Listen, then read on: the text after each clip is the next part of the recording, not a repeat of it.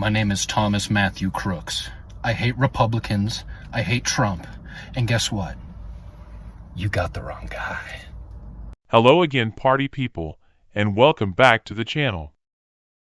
I have repeatedly shown you since nearly day one that the gimbal guy photographer appears to be involved in the shooting, and that Slick pulled gimbal guy back from the stage area after all shots were fired. I have shown you that Slick rushed forward before the first shot was even fired. You can see Slick is the only person who never ducked when the shots were fired. I have shown you that the doctor who treated Corey in the grandstand said that Corey was shot on the left side of his head.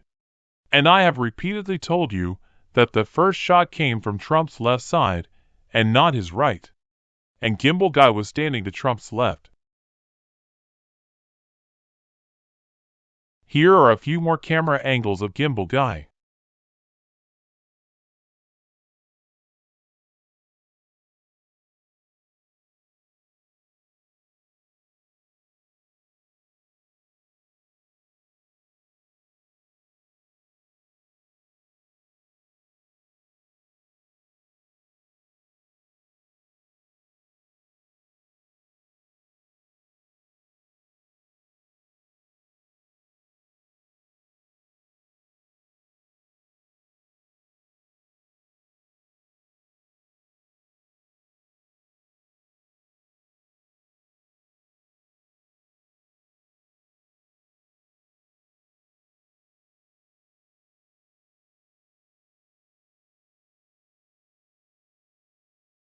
Now here is gimbal guy during the fight.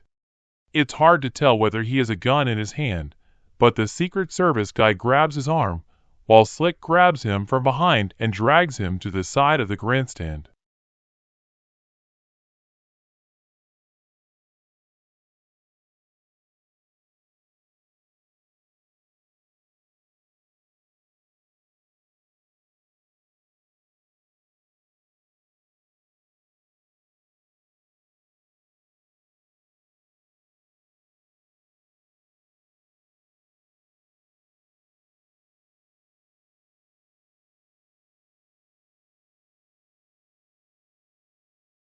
This guy's name is allegedly Art, and some people say that he is now missing.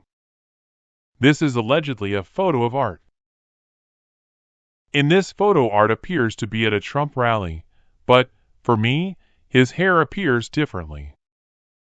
Was this really Thomas Crooks walking onto the property?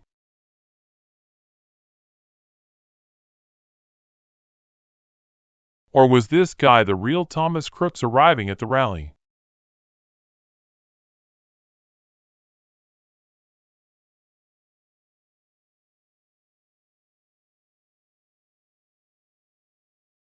The guy on the right is not Thomas Crooks. But if the guy on the left is Thomas, then this guy looks more like Crooks than the dead guy does. But the dead guy on the roof wasn't wearing these clothes, he was wearing this clothing, which matches the dead guy on the roof. And why have we never seen the rangefinder the police claim Crooks had? What is the cop planting beside the body?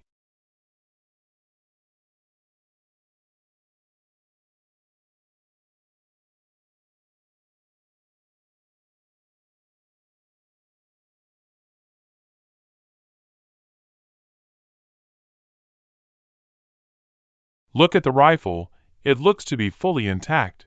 So why are the police now saying the cop sniper shot the rifle, which then hit Crooks in the face?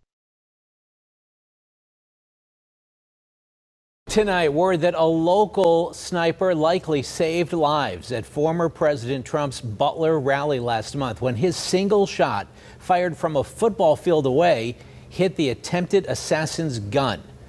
Good evening. Thanks for joining us at 11. I'm Ken Rice. That shot is said to have delayed shooter Thomas Crooks just long enough for Secret Service snipers to take a cleaner shot.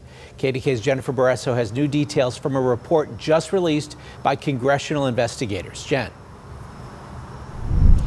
Ken, we first reported that this local sniper fired a shot at Thomas Crooks before a Secret Service sniper fired the kill shot. Now, sources tell me now that Butler SWAT officer, he left his post, he ran into the line of fire, and he shot at Crooks, hitting his gun. Now, the Louisiana Congressman Clay Higgins report says that shot was about 100 yards away, and it hit Crooks's rifle stock and fragmented into his face, neck, and right shoulder area from the stock breaking up. Crooks went down, but recovered after just a few seconds and popped back up.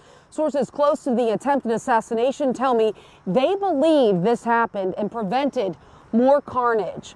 Now, Congressman Mike Kelly, he made that report public today. I talked to him about what he's learned in this bipartisan task force that he's in charge of.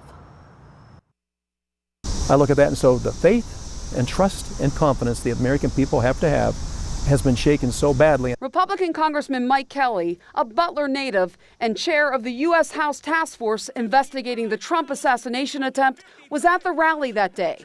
And a month later, he still has more questions than answers. Well, the one thing we know, if they can't give you a definitive answer, it's because there was no definitive plan. 2 weeks earlier, Acting Secret Service Director Ronald Rowe Jr. testified before Congress.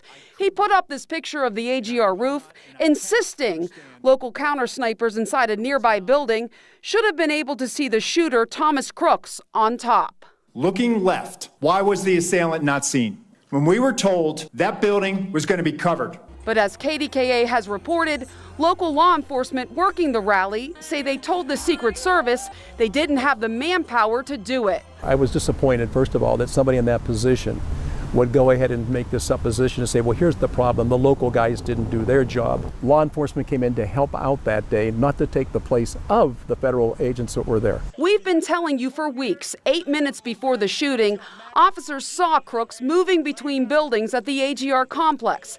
That information was sent from the county command post to the Secret Service's separate command post. There's something going on in this building. At the same time, David Stewart's video shows panicked police and troopers with guns drawn, searching for Crooks while Trump is speaking on the stage. Why do you think they did not take former President Trump off of the stage at that point? I have absolutely no idea. Who in the world didn't have the common sense to just say, the only target there would be the president, the former president of the United States. Police couldn't get to Crooks before he fired 8 shots, injuring Trump, David Dutch, Jim Copenhaver, and killing Corey Comparator. If they were suspicious of somebody being there that shouldn't be there, just keep him back. Corey would be alive today. The other 2 men that were wounded would not be wounded. The president would not have been wounded. Another part of Higgins' report confirms our own reporting that Butler ESU laid aside radios for the Secret Service to pick up, but that they never picked them up. Now, Congressman Kelly, his task force, they requested documents from several federal agencies on Monday, and they're requesting a briefing to bring everybody up to speed. Reporting live, Jennifer Barrasso, KDKA TV News. He's going down!